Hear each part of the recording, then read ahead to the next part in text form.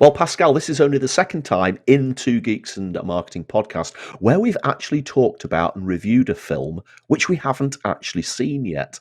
And I think the first one was way back in episode 2 when we talked about No Time to Die. Now, of course, we talked about No Time to Die again last week, having finally seen the film after its many, many delays. But this week, we're going to be talking about the latest film in the Scream franchise. Now, it's just called Scream, but it's actually the fifth film. So whether it should be called Scream 5 is probably something that we should talk about today. But before we talk about anything, let's dive straight into the trailer.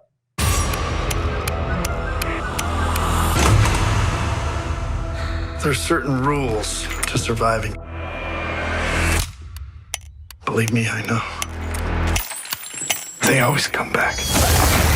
The killer is a part of something in the past. This one just feels different.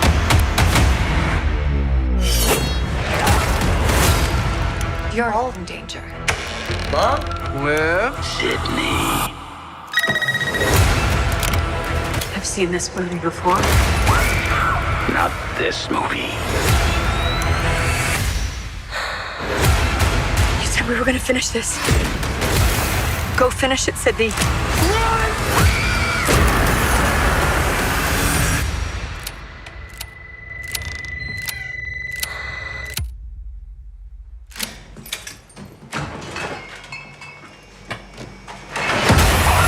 Scream. I'll be right back.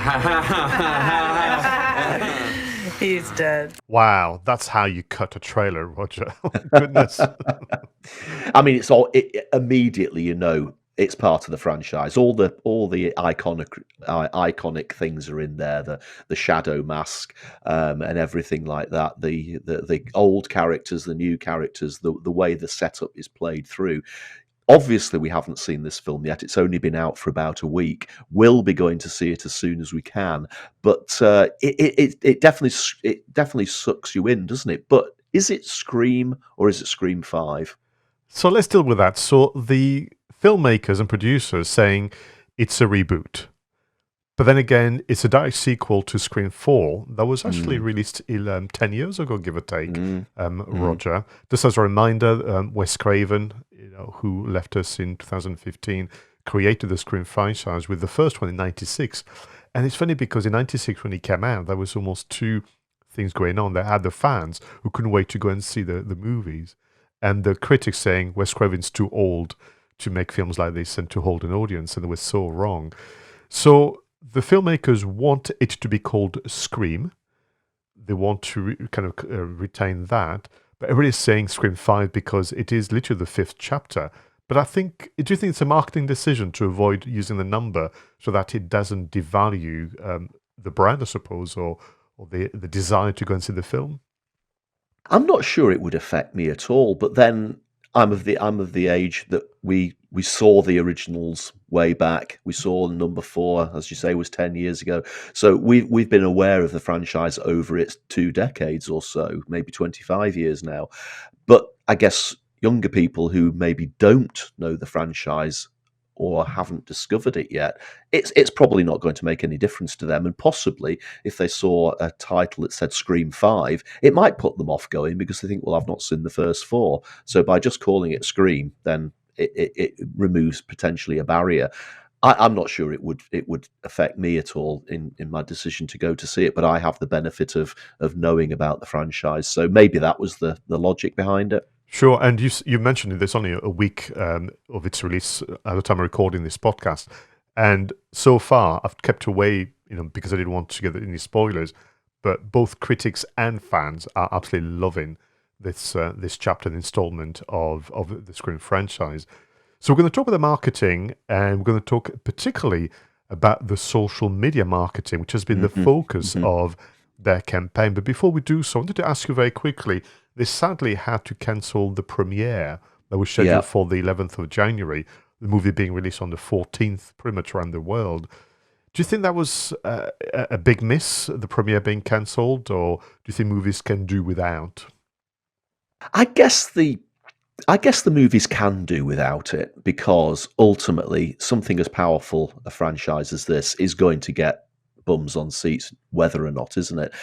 But what they will miss out on is the media coverage of the big event.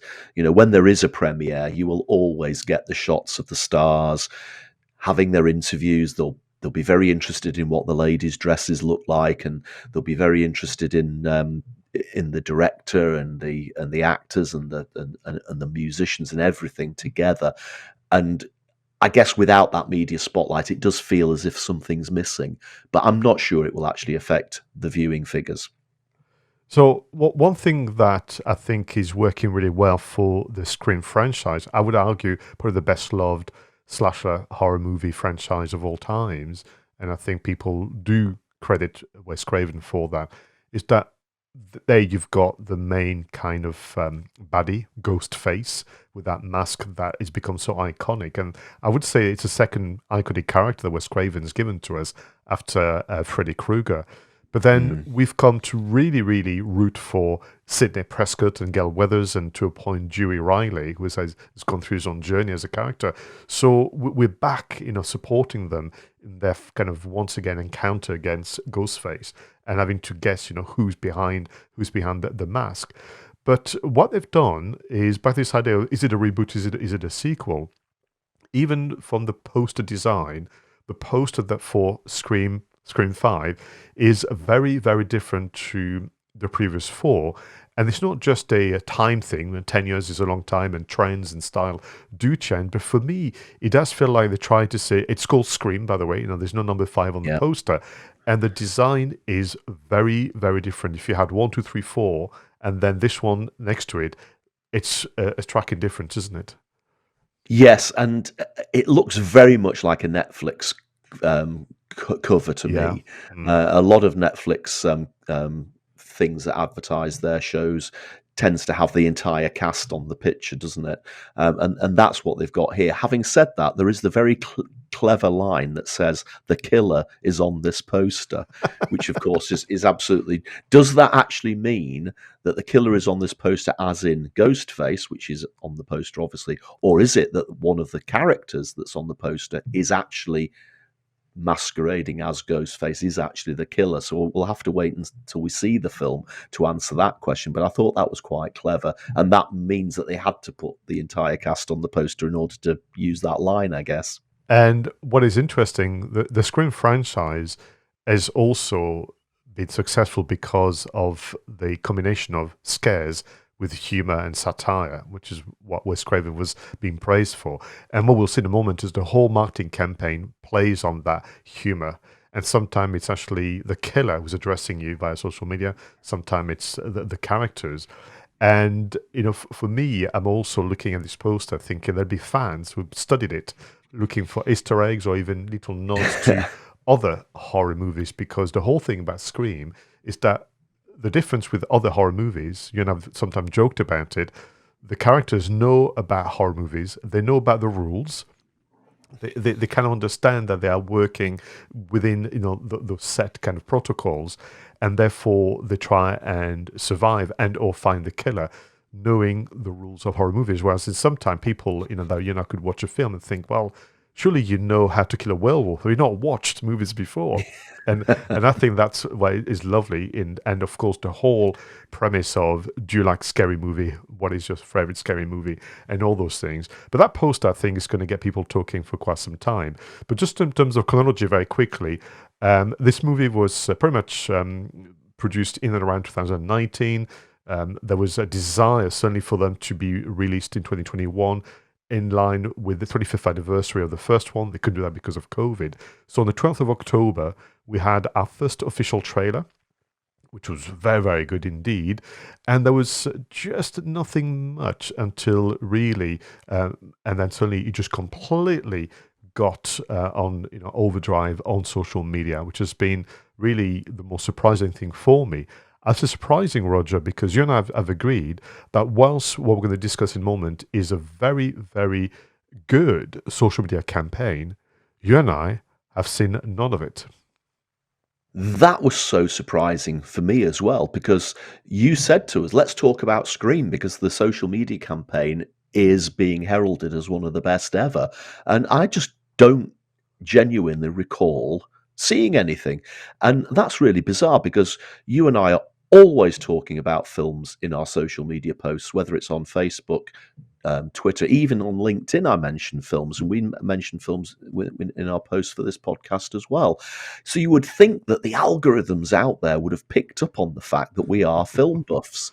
But the algorithm has chosen, for whatever reason, to exclude us from this campaign for Scream. So, they've, even though it's a fabulous campaign, and we're going to talk about it in a few moments, as you say, they've perhaps not got the algorithm, perhaps hasn't got the targeting right, and that's a real shame. A real shame, because we missed some really entertaining and inspiring, because a reminder for all of us, we use this segment of the show as a source of inspiration for our own content creation efforts.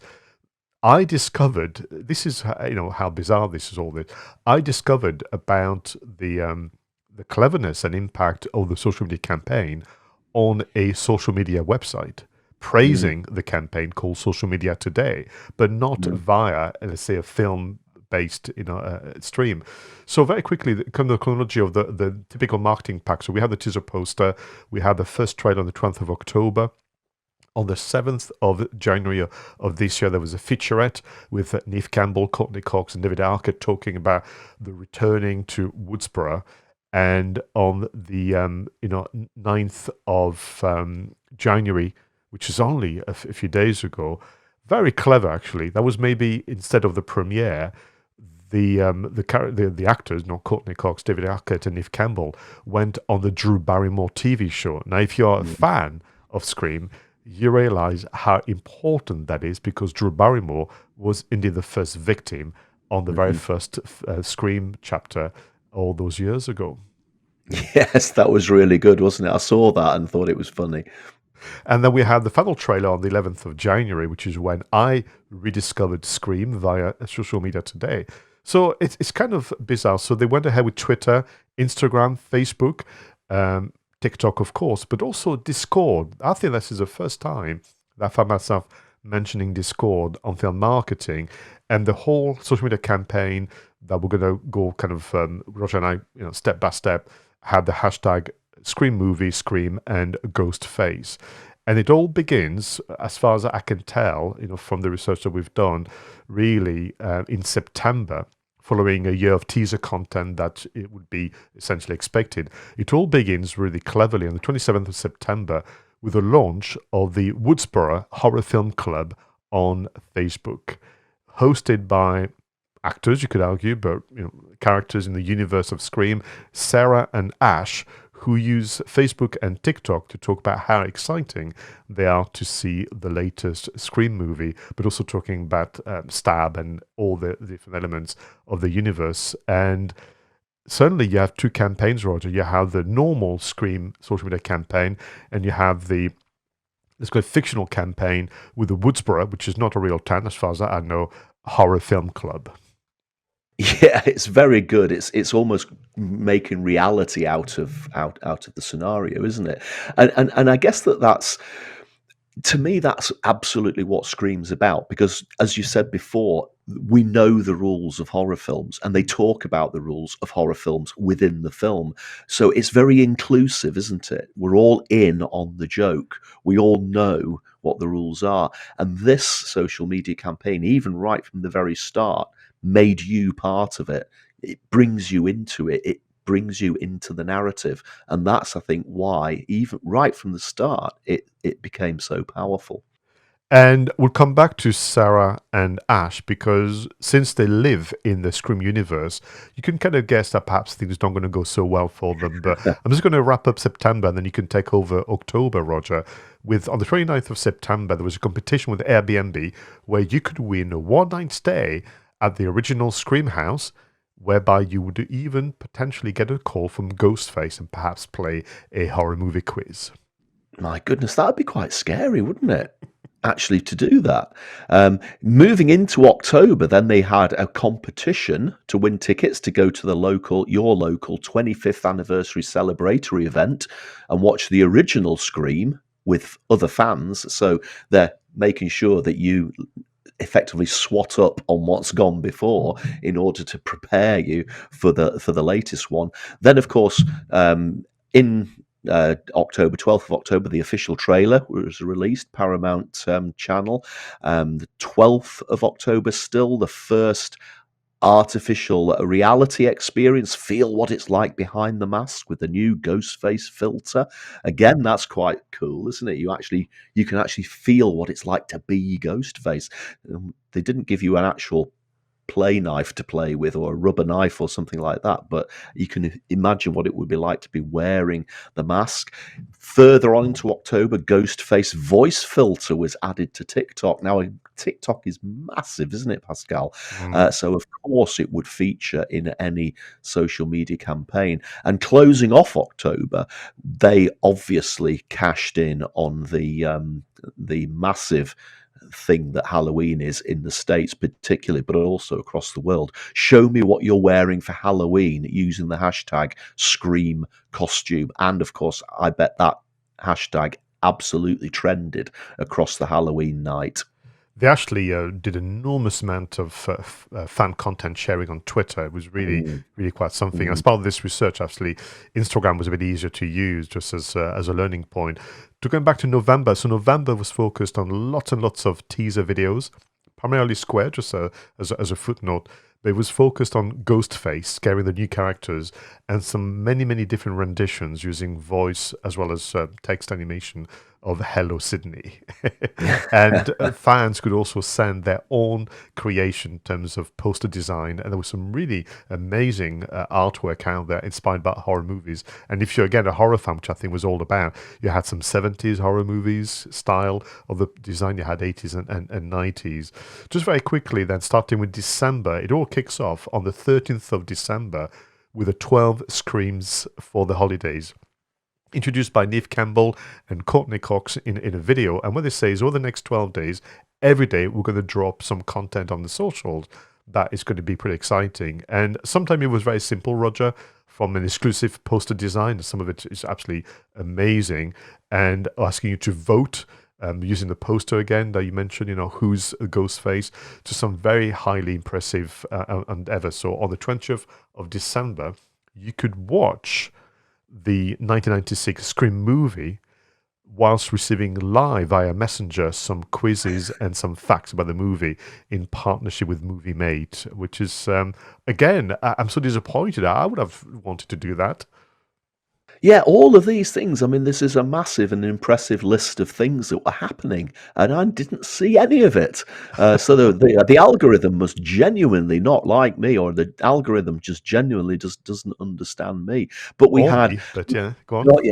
we had lemon cakes. The lemon cakes recipe from the Woodsboro Sheriff Department. That was on the 22nd of December. On the 24th of December, unlock the new Scream movie AR lens and I'll pay you a visit.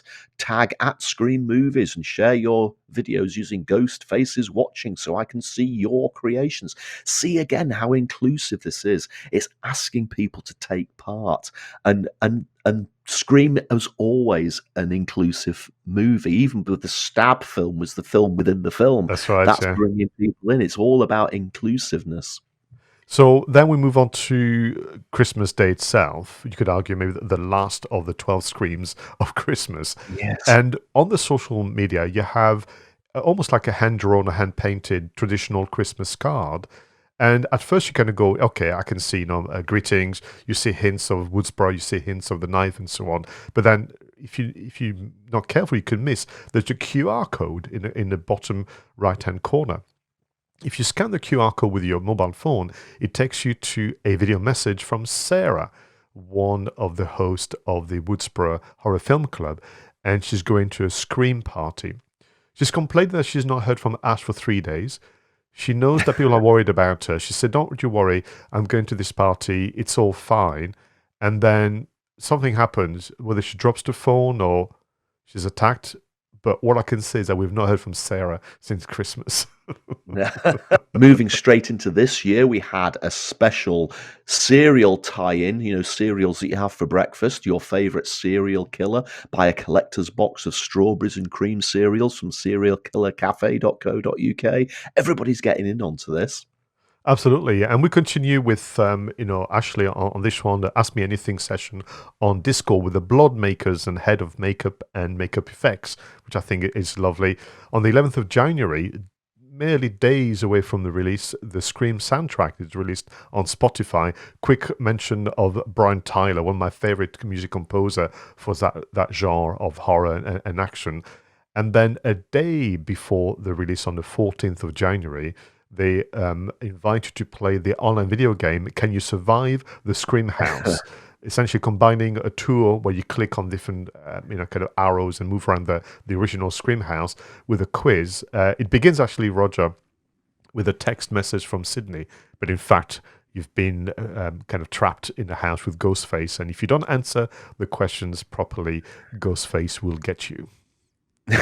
And of course, when the film was actually launched, they still want people to take part. So again, they're saying if you're seeing the film this weekend, send a photograph of you from the theatre using the hashtag #CScream and tag @ScreamMovies. And again, people from all over the world are sending in the pictures. Some of them are wearing the ghost face mask, some of them aren't. Some of them are in front of the poster, some of them are in front of the theatre. Again, it's getting people to take part. So yes, maybe, Pascal, this was one of the best social media campaigns ever for a movie.